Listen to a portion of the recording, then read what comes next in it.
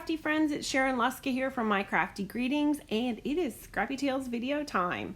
I have my press and seal super thick sheets here that I made. If you would like to learn how to make these sheets, I'll put the link up in the corner. There's a lot of different ways you can use these sheets, and I wanted to start by showing you one with this forest tree cover plate die. And we're going to snip that branch out, and you'll see it makes it almost a different die plate. So I'm securing this here to my press and seal, and it just gives it a nice light hold, but secure enough to keep the glue from squishing to the front of my die cut here. And I have some Aleene's foam glue here, craft foam glue. It is very, very much like the Tombow Mono Multi, and there's also a glue very similar to it from scrapbook.com.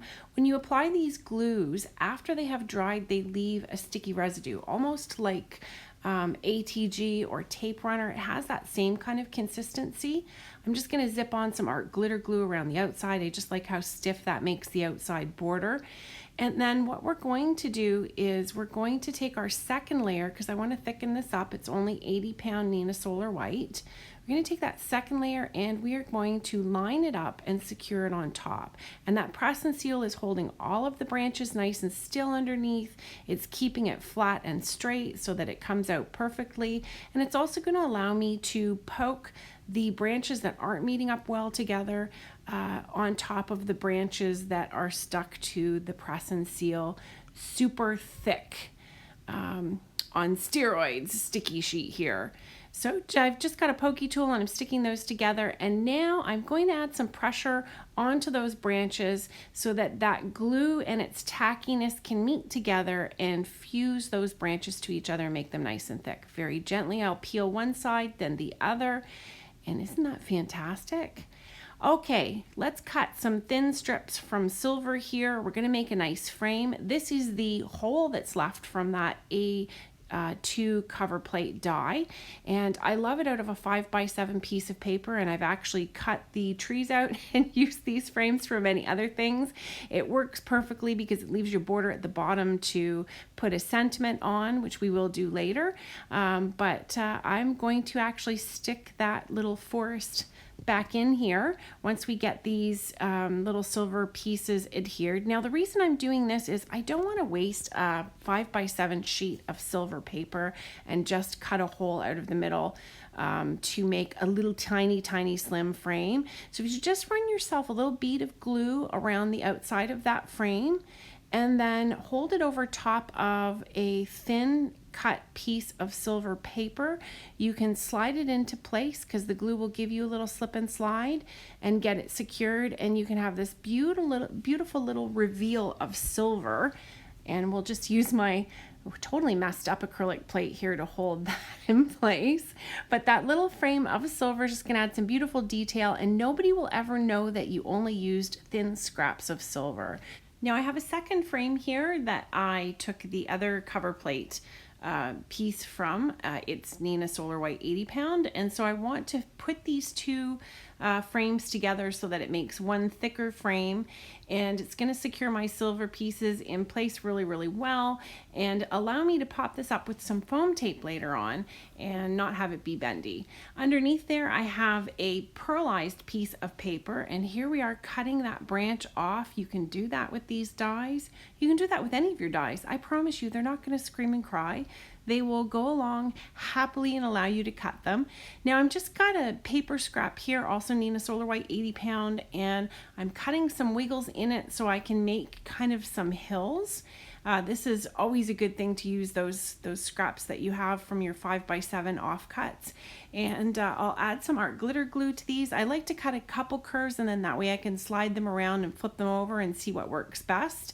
And once I've picked a hillside layout, I get them glued together and I set them aside.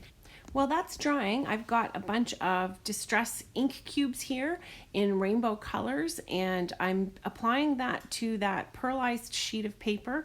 Now the nice thing about the pearlized sheet of paper is because it has a coating, it really gives you a great opportunity to ink blend, but I'm going to tell you the magic secret for ink blending is to let your layers dry in between. When you see somebody working on a big piece of paper, a big background, and they're ink blending and ink blending and ink blending, inevitably they're going to start at one side of the paper and then work back over to the other side of the paper. Well, that second side of the paper, or the second corner of the paper, has already dried. And when ink is dry, it will layer over top of itself and increase its intensity. So that is the big tip here. And you will see that I'm going to do exactly that. This is at 4 times speed. I wish I could ink blend a rainbow this quickly, but alas, that is not to be. I'm making this card for my brother. He has 3 little Bijons, or had 3 little Bijons. 2 of them were my mom's Bijons before she was hit while she was out walking the dogs and lost her life. Luckily, the doggies survived. We do miss my mom very, very much, but the dogs really mean a lot to my brother. And he ended up with a 3rd Bijon, who is actually the mom of the litter of his 2 little Bijons now, and she had been owned by a very close friend of his who passed away, and so then he adopted Cherie, and unfortunately Cherie, who was 16, was no longer able to be comfortable and safe and healthy, and they knew it was her time, and so my brother had to say goodbye.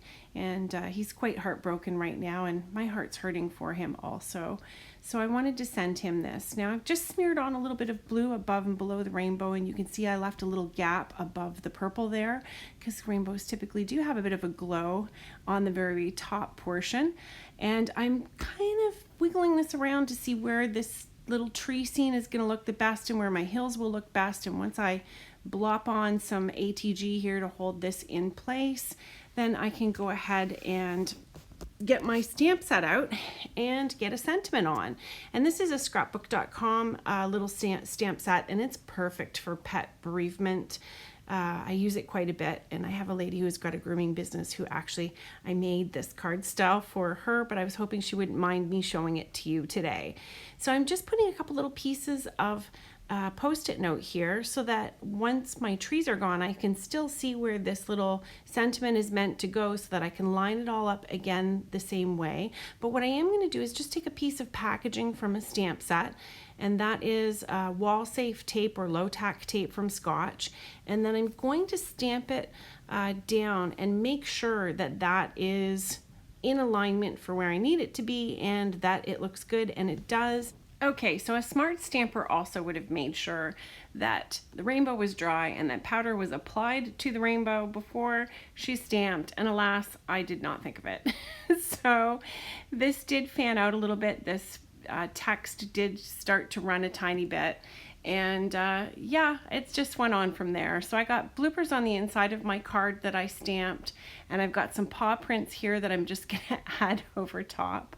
I guess they're dirty paw prints now. And oh yeah, there's this too. The lid decided to leave a nice mark on the front of what I just finished, and I thought, you know what, besides being a bad lid, I'm not going to worry about it. I will find a way to disguise it. So I did stamp out my outer sentiment and wanted to make sure that it was going to stamp good before I went ahead and stamped it to the front of my card. And my new desktop is a little bumpy, so I managed to find myself some foam sheets to stamp this on, and I'm going to use my finger as a support here. You can see it up against my finger as I set it down, and I pull it up and woohoo! Yay! It didn't make a mess. So I want to add some glue to the tree branches before I stick it to the rainbow blended sheet. And you might be thinking, why aren't you using that press and seal sheet? And I'll tell you, if I was to sponge this because it's thicker, it would actually leave little bits of glue around the 2 layers of paper. And then you may see that on the front. You can see I'm showing you there, it's already dry. I did leave it for a good 5 minutes. But that tackiness that it has from having dried means that it's not going to slip and allow any squishies to come out that are going to make the front of my card sticky. And there's nothing I hate worse than a card that's sticky on the front and then gets fuzzies, and of course at my house dog hair stuck to it. Now I'm just checking that frame. It's about a 1/2 inch wide around the edge there, and I don't have 1/2 inch tape. 1/2" foam tape. So I wanted to show you my trick. I basically only buy this tape at the dollar store in the homeworks section, where if you're going to fix your house, I guess you can fix it with foam tape and duct tape, whatever you like. I have fixed an odd thing here and there with some foam tape, I will be entirely honest. But what I do is I take this Cricut release sheet from some Cricut vinyl, and I just line up a whole bunch of strips of whatever width it is that I have of foam tape. Now I'm making sure that this is very straight.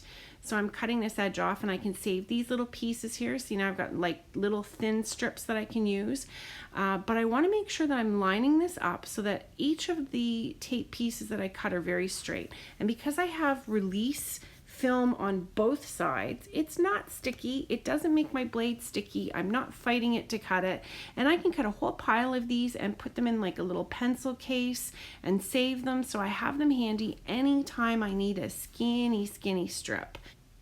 Now you can use any type of release sheet. It doesn't have to be something from Cricut Vinyl. Anything that had something stuck to it will work. I'm just showing you here that where the two tapes meet, don't bother trying to cut down the middle. Just go ahead and move on to the next thickness of cut, and that will save you trying to line something up and having it go badly. So you can see here how perfectly these fit, as though I cut them on purpose to be exactly that size.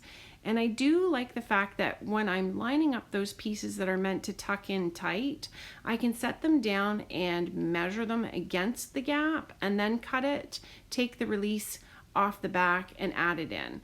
And clean scissors, thank you. So I do want some of the regular width though down where the sentiment is, and I'm just peeling a corner here off and lining it up over my trees. And then I can finish pulling that out and finish pulling the extra little bits that are along the side and along the bottom. And yes, my panel doesn't cover from side to side with the foam tape, but once I attach it to the card base that I had to add those puppy prints to on the inside, it's all going to stick together. The center panel will stick to that ATG that I added, and it'll be good to go. Now that little heart's covering up my mess, and I added some homemade stickles to it to make sure that it's all shimmery. That heart is actually from the Lace Heart cover plate die set. Products will be linked below. And then we're going to make a little medallion with a puppy paw print in it. I have one of these paw print punches in my stash, and I'm just showing you here. You always want to line these up so that you're punching through in the same direction so that you can put the pushed paper towards the back of your project. So I'm just adding a tiny bit of glue here in strategic spots, and I'm gluing that to my little silver punches. And of course, didn't you love how they flew through the air? That was so fun. Okay, so I've got one that I'm pulling off to the side a tiny bit, and then I'm going to do one more and pull that off to the other side a tiny bit. And I have done it this way before with just the two sides having a bit of a reveal, but I decided I wanted to do 3 sides with a bit of a reveal. And when you do that with a circle, it pretty much gives you an entire circumference of reveal, which is so nice. And that way you don't have to have a punch that's actually bigger than what you're using. Added a little bit of foam tape there, a little bit of glue. If you haven't subscribed to my channel by this point in time, I sure would love it if you would. And don't forget to comment, give me a thumbs up, share this with your friends, and hopefully you've learned some tips with my video today that will help you in your craft room. Thanks so much for joining me today. Have an awesome day. Thanks. Bye.